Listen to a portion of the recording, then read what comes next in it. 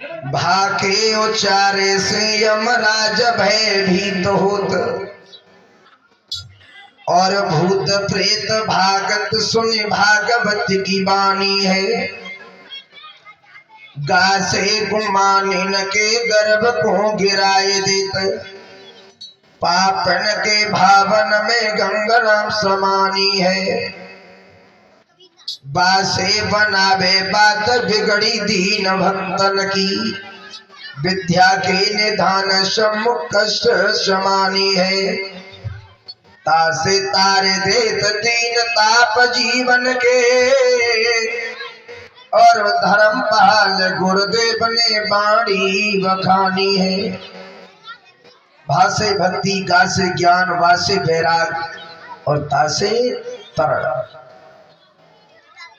जिसके जीवन में भक्ति है, भक्ति के बड़े पुत्र का नाम है ज्ञान, छोटे पुत्र का नाम है वैराग। जहां पर माँ होगी वहां पर संतान होगी। जहां भक्ति ज्ञान वैराग तीनों होंगे तो उस व्यक्ति का तो फिर तरण हो ही जाएगा, ये निश्चित है। सज्जनों, मेरे भगवत प्रेमियों, श्री भागवत की कथा सुनने से भक्ति के पुत्र ज्ञान और वैराग जवान अवस्था को प्राप्त हुए थे। ये अभी अभी आप लोगों ने प्रसंग श्रवण किया है। आइए थोड़ी देर के लिए यहाँ से आगे का प्रसंग आप लोग बड़े ही भाव के साथ में श्रवण करेंगे। एक कीर्तन बोले,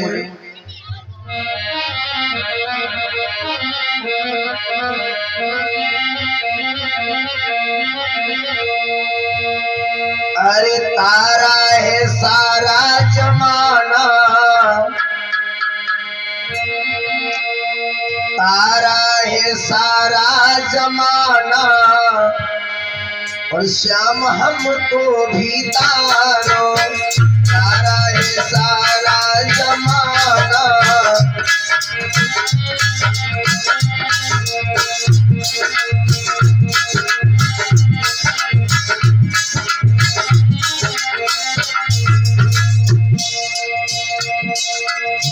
तारा है सारा जमाना, श्याम हमको भी तारो। तारा है सारा जमाना,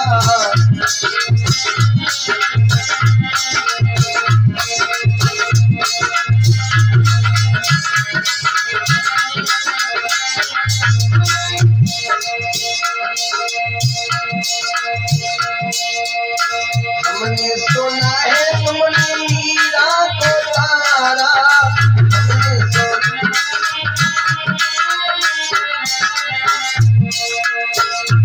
अरे चेहरे का करके बहाना, श्याम हमको भी तारो। चेहरे का करके बहाना,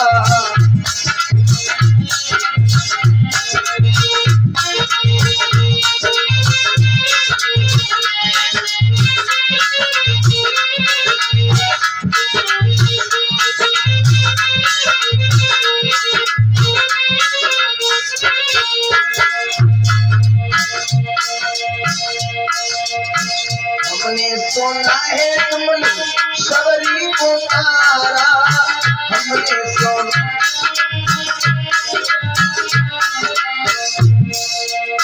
हमने सुना है तुमने शिवरी को तारा। हमने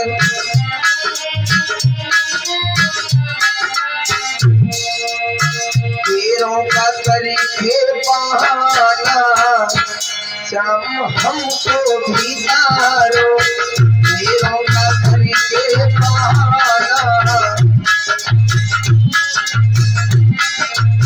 तारा है सारा जमाना, श्याम हमको भी तारो।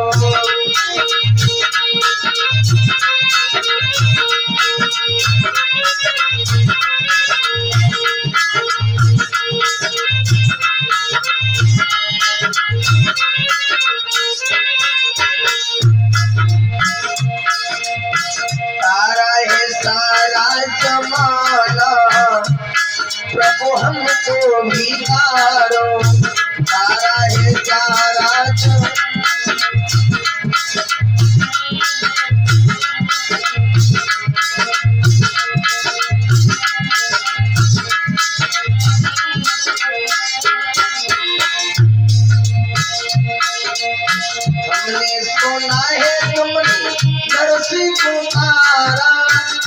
सुने सो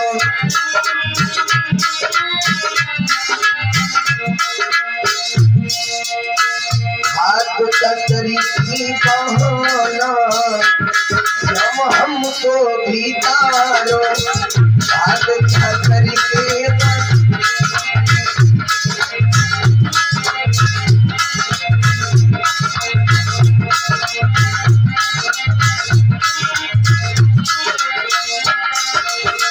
सारा है सारा जमाना प्रभु हमको भी तारो सारा है सारा जमाना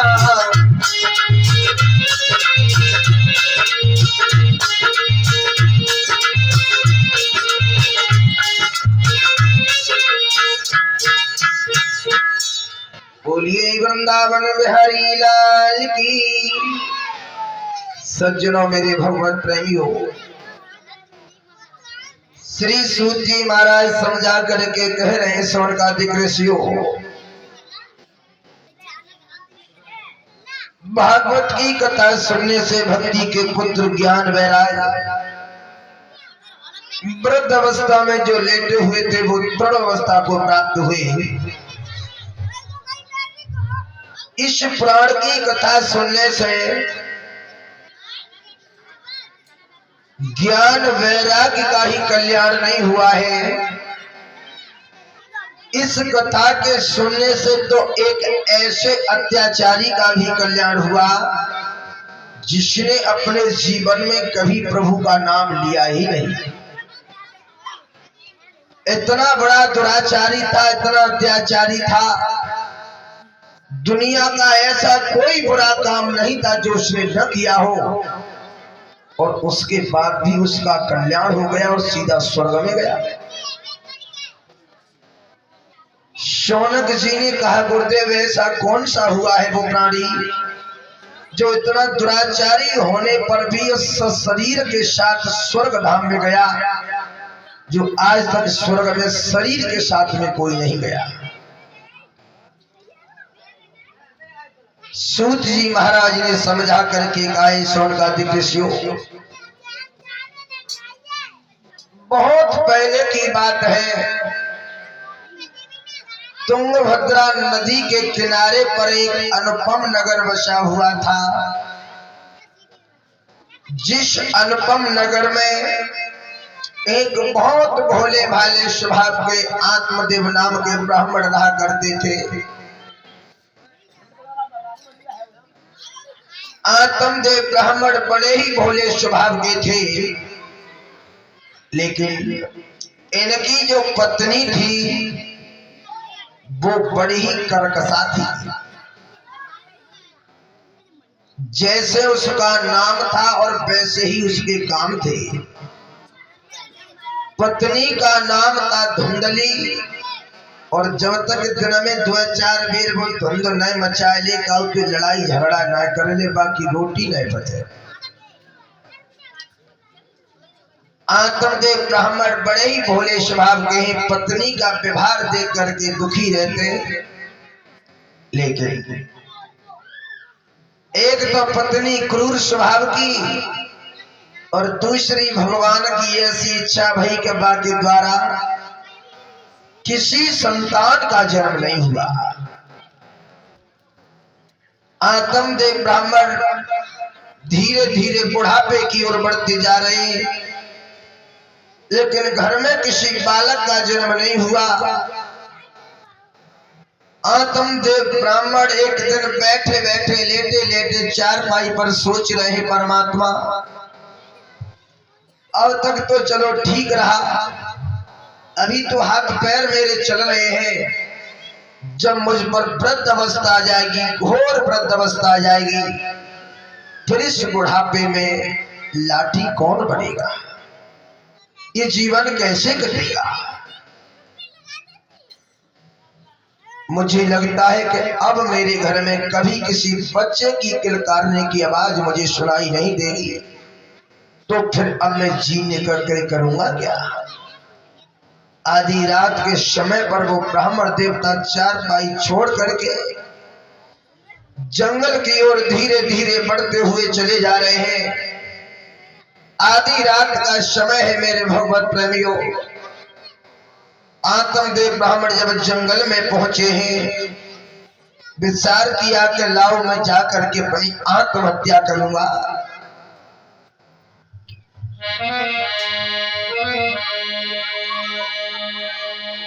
एक तालाब में जाकर के पहले पानी पिया। थोड़ी देर के लिए ब्राह्मण जमीन पर बैठ गया।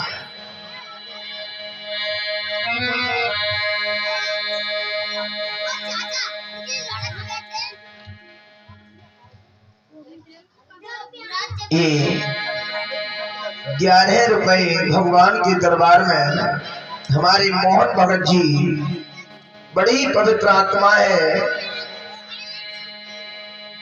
बैठ पूजा समर्पित किए परमात्मा से। मैं तो यही प्रार्थना करूंगा भगवान ऐसे भक्तों की सद्बुद्धि बनी रहे और धर्म मार्ग में ऐसे ही अग्रसर बने रहे। आत्मदेव ब्राह्मण बैठ गए। पीपल के नीचे बैठ गए और नीर लेन से जारी है।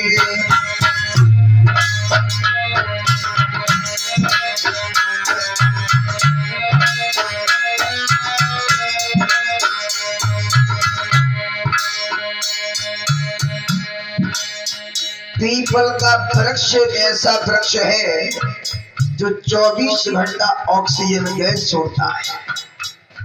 भगवान कृष्ण ने गीता में अर्जुन से कहा है, अर्जुन अगर वृक्षों में मैं हूं तो वो पीपल का वृक्ष मैं हूं।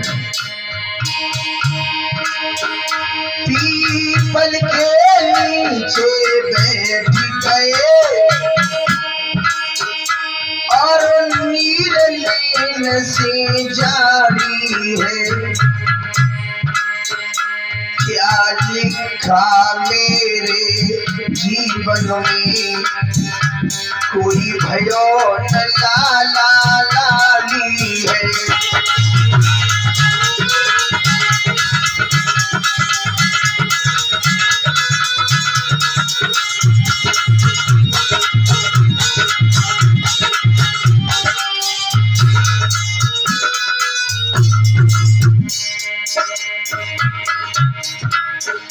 किस्मत मेरी तो फूट गई, निरपंसी लोग बताते हैं।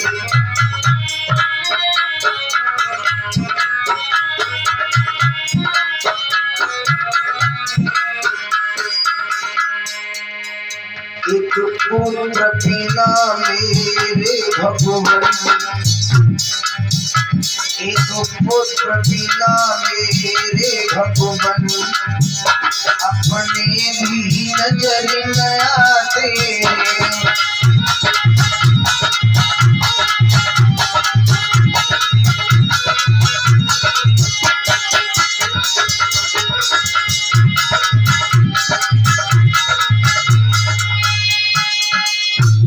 सज्जनों मेरे भगवत प्रेमियों, आत्मदेव ब्राह्मण बैठे बैठे सोच रहे थे और जब आत्महत्या करने के लिए आगे बढ़े तो भगवान की एक ऐसी कृपा भई कि 22 समय पे एक महात्मा जी आ गया। महात्मा जी ने आत्मदेव ब्राह्मण को जब आत्महत्या करते देखा, दूर से ही आवाज लगाई, ब्राह्मण थोड़ी देर के लिए ठहर जा। आत्मदेव ने मुड़ के देखा, ये कौन आवाज लगा रहा है। ब्राह्मण रुक गए। धीरे धीरे वो महात्मा ब्राह्मण के पास में पहुंच करके कहने लगे, तुम काते चिंतावली ऐसी दुखस किस कारण। हे ब्राह्मण, आप क्यों रो रहे हैं, आपको क्या कष्ट है। आत्मदेव ने यही जवाब दिया, महात्मा जी मैं बहुत बड़ा पापी हूं। क्यों? मेरे जीवन में कोई संतान नहीं है, मुझ पर चौथी अवस्था आ गई, बुढ़ापा आ गया, लेकिन घर में अभी तक बच्चे का जन्म नहीं हुआ। और बच्चे ही का जन्म किया। मैंने एक गाय पाली थी, गाय ने भी आज तक बछड़ा नहीं दिया। मैंने अपने हाथों से एक वृक्ष लगाया था, उस वृक्ष पर भी आज तक कोई न फल आया न कोई फूल आया। सज्जनों, मेरे भगवत प्रेमियों, आत्मदेव ब्राह्मण ने जवाब दिया, हे महात्मा जी,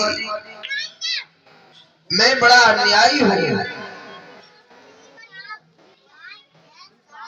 बेटा के बिना, संतान के बिना भला ये जीवन किस काम का है।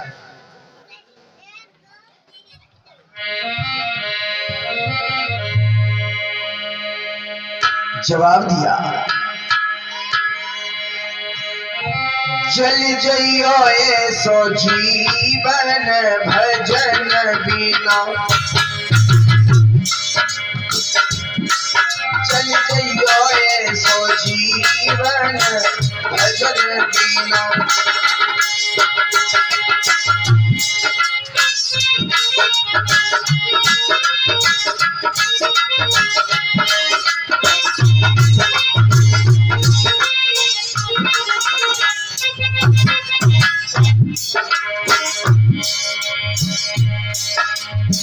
भजन बिना सतय संग बिना, चल जइयो ऐसो जीवन भजन बिना, चल जइयो ऐसो जीवन भजन बिना।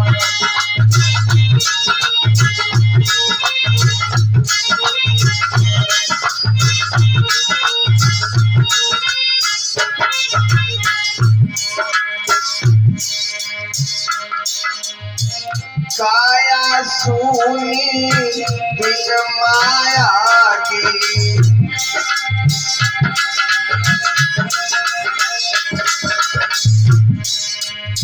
काया सूनी बिन माया की।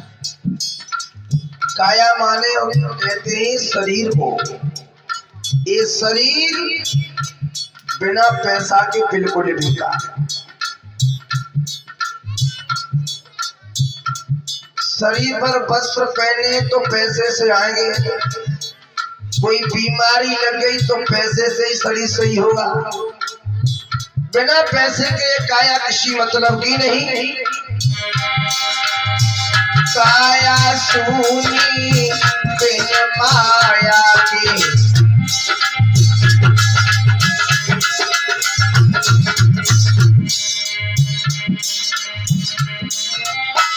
माया सुनी एक पुत्र बिना, चल जइयो ऐसो जीवन भजन बिना, चल जइयो ऐसो जीवन भजन बिना।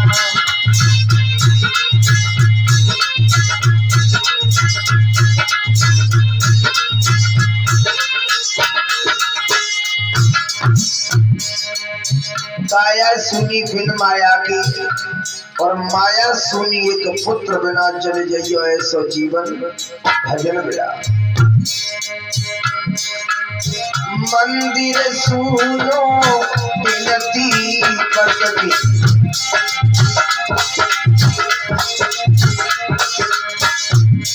मंदिर चाहे कितना भी अच्छा क्यों न हो, लाखों रुपए का मंदिर हो, कितनी भी कीमती पत्थर लगा हुआ हो, और जब तक मंदिर में सुबह शाम कोई दीपक जलाने वाला न हो, दीपक न जलता हो, तो फिर इतने कीमती मंदिर से कोई मतलब नहीं है। मंदिर सुनो बिनती करते,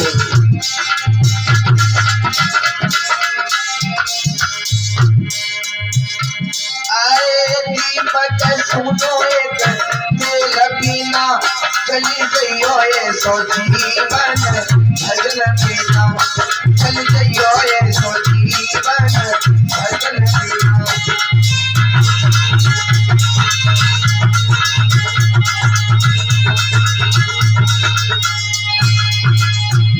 मेरे भगवत प्रेमियों, महात्मा जी ने पूछा है, सन्यासी आप व्यर्थ रो रहे हो? अरे दुनिया में संतान बेटा के पीछे और तुम्हें मरने तक चले आए। शास्त्रों में अनेक प्रमाण भरे पड़े हैं। राजा सगर के तो 60,000 बेटा थे। क्या राजा सगर को इतनी संतान से सुख की प्राप्ति हुई?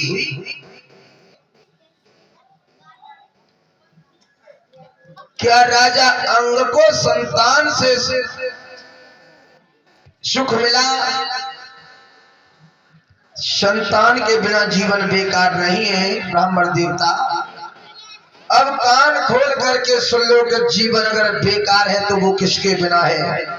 तो वो महात्मा जी समझाते हुए ब्राह्मण देवता से बोले,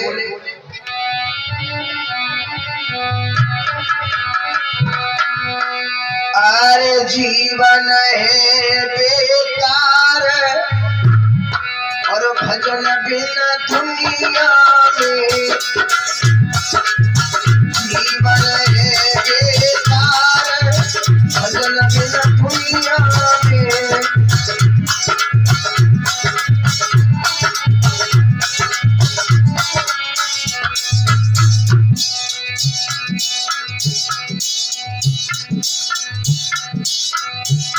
अरे क्या ले करके आए जग में।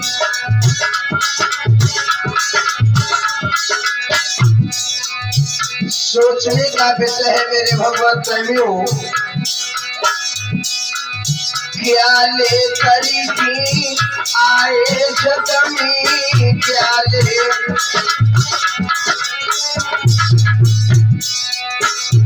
और क्या ले करके जाओ भजन बिना दुनिया में। क्या ले करके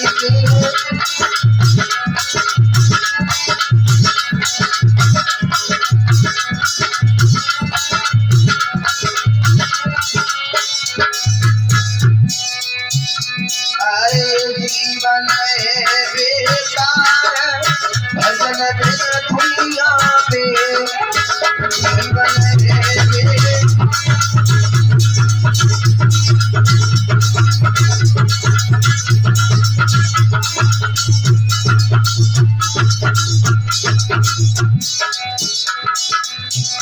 अरे मुट्ठी बांध के आए जग में।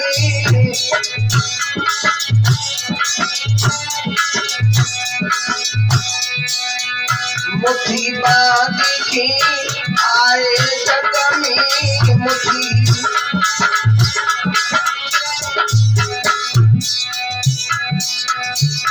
और जाएंगे हाथ पसारी भजन बिना दुनिया में।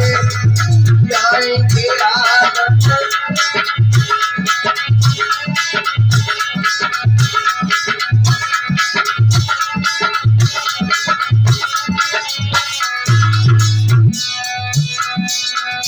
जीवन है बेकार भजन बिना दुनिया में।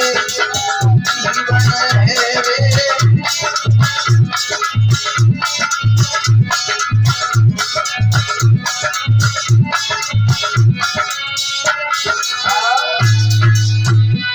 सन्यासी ने जवाब दिया है ब्राह्मण देवता, संतान के बिना जीवन बेकार नहीं। ये तुमसे किसने कह दिया? जो तुम यहाँ मरने चले आए।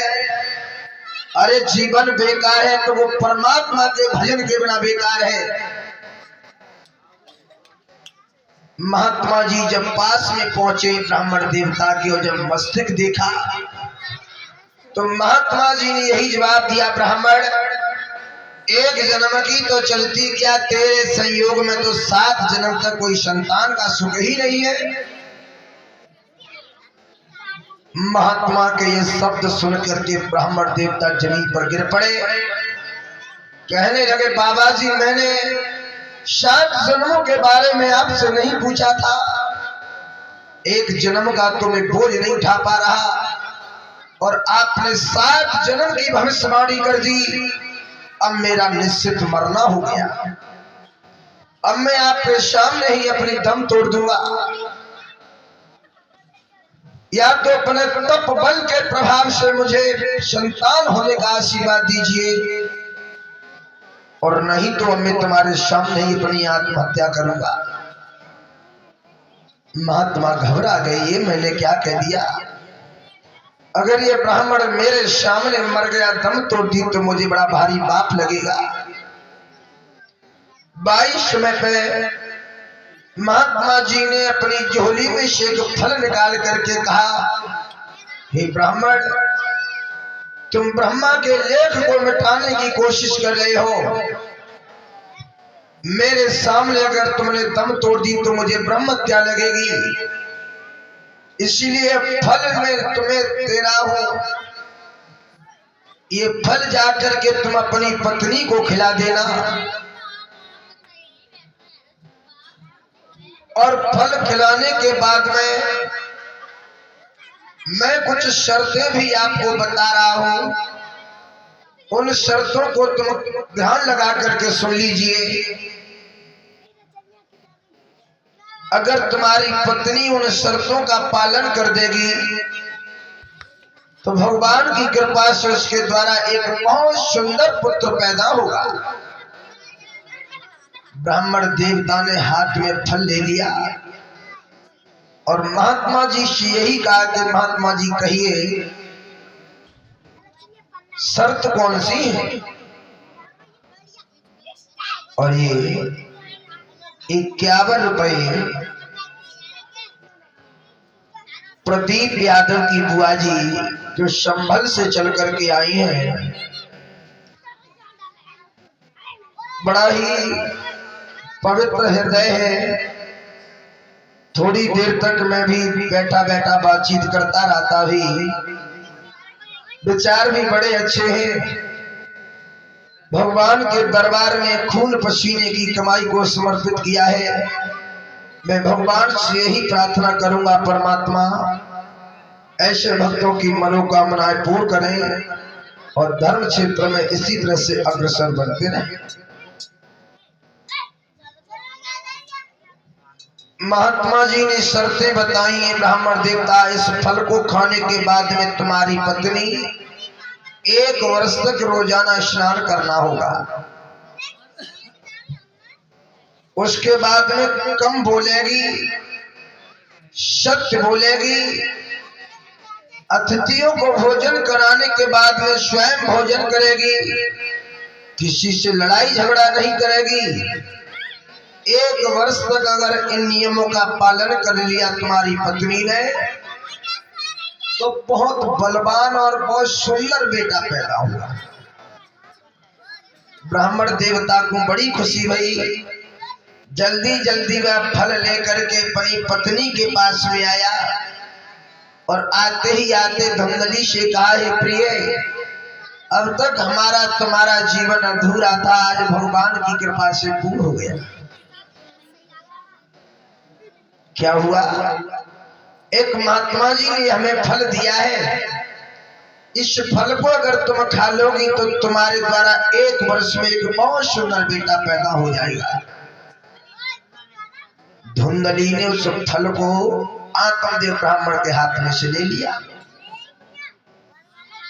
जवाब दिया, महाराज, इसे खाने से संतान उत्पन्न हो जाएगी? जवाब दिया, हाँ। लेकिन धुंधली, महात्मा जी ने कुछ शर्तें भी बताई हैं। धुंधली ने जैसी शर्त को नाम सुनो सोई पीछे हट गई।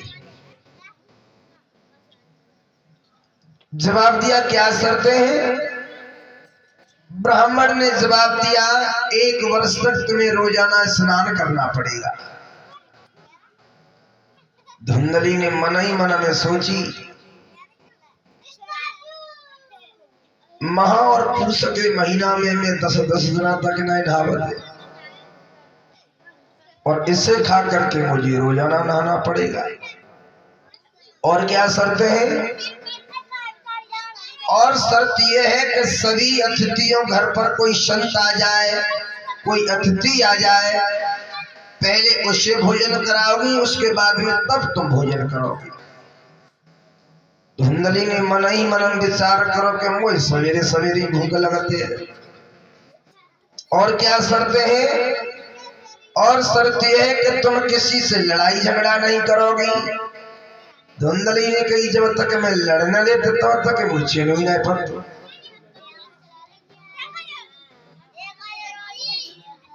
यानी जो भी नियम बताए थे वो सब धुंधली के विपरीत जा रहे हैं, सब के सब उल्टे हो रहे हैं। पति से कह दिया ठीक है महाराज, नियमों का भी पालन कर लूंगी और मैं इस फल को भी खा लूंगी।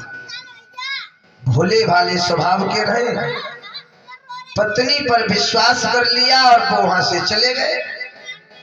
अब धुंधली व फल को हाथ में ले बैठी, सोचत रही से खाऊं क्या करूं, अगर मैंने से खा भी लिया तो इस फल के खाने से मेरे द्वारा संतान की उत्पत्ति होगी।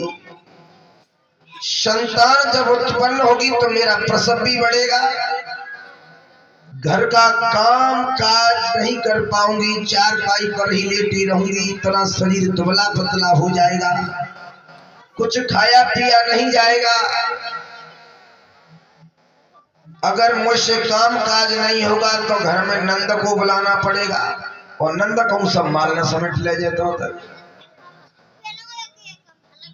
किसी तरह से गांव में आग लग गई तो सब निकल के भाग जाएंगे, मैं निकल के भी नहीं भाग पाऊंगी।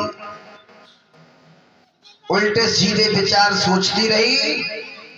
तब तक धुंधली की एक पड़ोसिन बहन रहे, बिल्कुल धुंधली के विचार जैसे। वो काऊ आंच फांच के बहाने आई और धुंधली के हाथ में जब फल देखो तो पूछी, धुंधली हाथ में का पकड़े हो आज?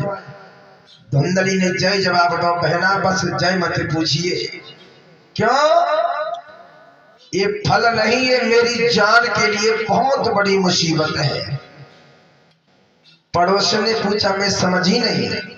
तो धुंधली ने बताई, सुन, अरे फल नहीं खाऊंगी, पहना बिना मोती मरी जाऊंगी, फल नहीं खाऊंगी।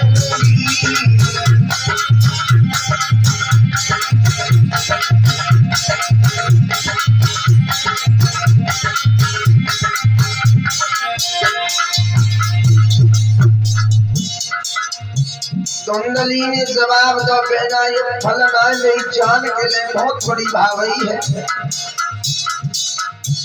ये फल मेरे पति लेकर के आए, कहते हैं कि इस फल से संतान का जन्म होगा। फल नहीं खाऊंगी, पहला बिना मोती मरी जाऊंगी, फल नहीं।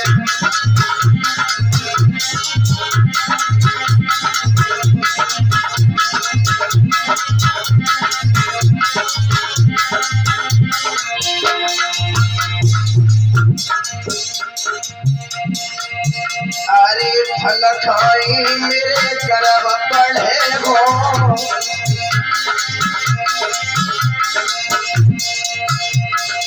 फल खाई मेरे करब बढ़े गो,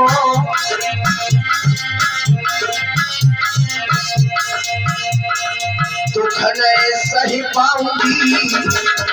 क्या बात है,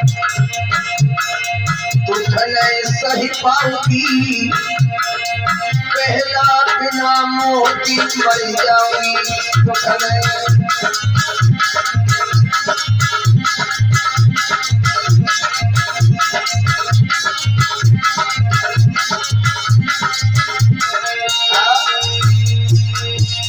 धुंधली ने जवाब दो, बहना ये फल है, एक महात्मा ने दिया है, कहा है फल खाने से मेरे द्वारा संतान की उत्पत्ति हो जाएगी। पड़ोस ने जवाब दो, धुंधली खाऊ मत लिए तू जा फल को, क्योंकि आज तक तूने संतान को जन्म तो दिया नहीं है, संतान को जन्म मैंने दिया है। मैं जानती हूं कि जिस समय बच्चे का जन्म होता है तब मां को किन कष्टों से गुजरना होता है। जिस समय मां बच्चे को जन्म देती है शास्त्र प्रमाण देते हैं 1000 बिच्छू अगर एक साथ डंक मारे उसका दर्द, और जब माँ बच्चे को जन्म देती है वो पीड़ा। अब धुंधली तो बेसुना खाए वो चाह रही, अब करेला की बेलवा नीम पर पौड़ा दीवाने। सज्जनों मेरे भगवत प्रेमियों, पड़ोस में पहनने की युक्ति बता दी और कहा धुंधली देख काम भी बन जाएगा और इस फल का परीक्षण भी हो जाएगा। तेरे द्वार पर एक गाय बंधी है, उसने भी आज तक किसी बछड़े को जन्म नहीं दिया। ये फल तू गाय की नाद में डाल, संत की बात का परीक्षण भी हो जाएगा कि फल सही था यार झूठ था। और देख मेरे उदर में संतान है, अब चाहे बेटा हो या बेटी हो, तू गर्भवती बनकर के अपने घर में रहना। कुछ समय बाद चारपाई पर लेट जाना। मेरे द्वारा जो संतान पैदा होगी वो मैंने अपने पति के द्वारा रात ही रात में तेरे घर पहुंचवा दूंगी। बच्चे के बदले में तू थोड़ा सा धन दे देना मेरे पति को, क्योंकि मेरा पति धन का बहुत लोभी है। ये राज राज बन करके ही रह जाएगा, किसी को मालूम नहीं पड़ेगा। यही किया धुंधली ने, फल लेकर के गाय की नाद में डाल दिया और गर्भवती बन करके उन घर में रहने लगी। भोले स्वभाव के आत्मदेव ब्राह्मण ने इस रहस्य को नहीं जान पाया। धीरे धीरे धीरे धीरे समय जब पूरा हुआ, पड़ोसन के द्वारा जब बच्चे का जन्म हुआ, रात ही रात में उस बालक को धुंधली के घर पहुंचाया गया। धुंधली ने थोड़ा सा धन उसे देकर के विदा किया। आत्मदेव ब्राह्मण के पास में सूचना भिजवा दी कि महाराज घर में बच्चे का जन्म हो गया, लड़के का जन्म हो गया। वृद्ध अवस्था में जैसे ही आत्मदेव ब्राह्मण ने जिस सुनी के घर में बच्चे का जन्म हो गया, अब अंदाजा लगाना, एक बेटा के लिए जो ब्राह्मण तरस रहा था आत्महत्या तक करने के लिए पहुंच गया। और जब उसने ये सुना कि घर में बच्चे का जन्म हो गया, कितनी बड़ी खुशी हुई ब्राह्मण को। गोस्वामी तुलसीदास ने रामचरितमानस से दर्शाया है, पुत्र जन्म जब सुनो हे गाना, मानव ब्रह्मा नंद समाना।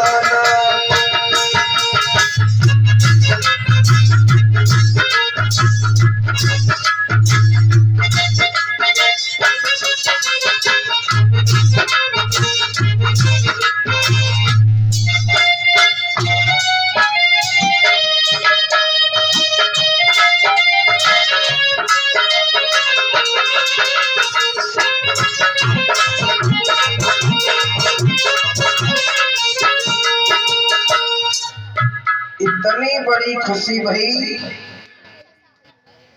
एक योगी को अपने अंतिम लक्ष्य पर पहुंचने पर जो प्रसन्नता होती है, जैसे कोई सन्यासी है, महात्मा है, तपस्या करते करते जब अंतिम लक्ष्य पर पहुंच जाता है, उतनी खुशी भई आत्मदेव ब्राह्मण को।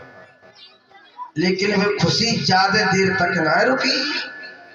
धुंधली ने दूसरी सूचना भिजवा दी, महाराज बच्चे का जन्म तो हो गया, लेकिन मेरे स्तनों से दूध नहीं आ रहा, कुछों से दूध नहीं आ रहा। ये सूचना सुनकर के आत्मदेव ब्राह्मण बड़ी चिंता में पड़ गए। आत्मदेव ने विचार किया, भगवान ऐसा भला कैसे हो सकता है, विद्वान और शास्त्र तो ये कहते हैं कि बच्चे का जन्म बाद में होता है, माँ के कुछों में दूध पहले आ जाता है।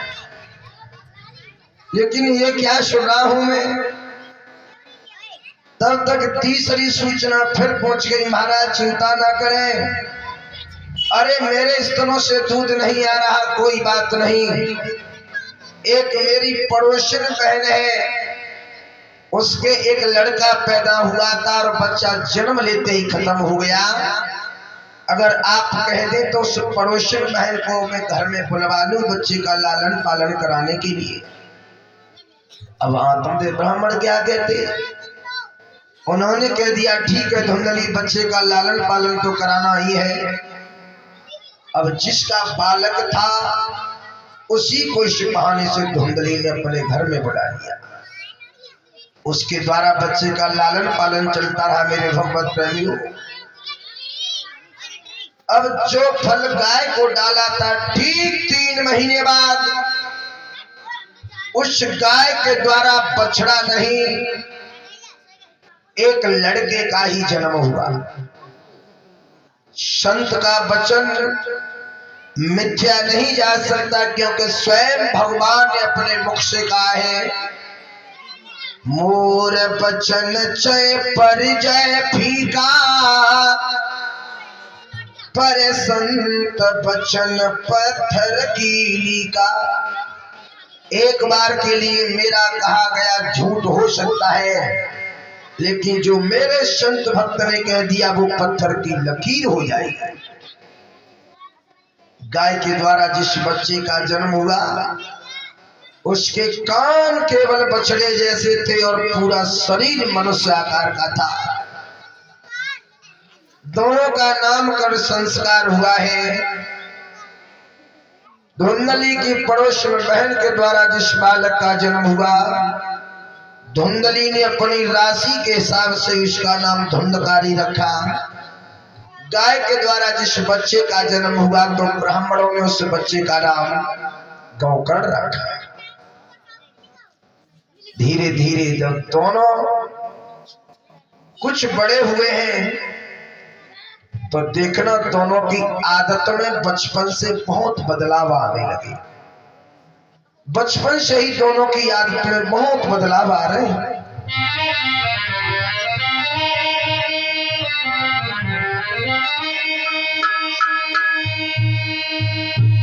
इनमें से एक तो बहुत बड़ा विद्वान निकला,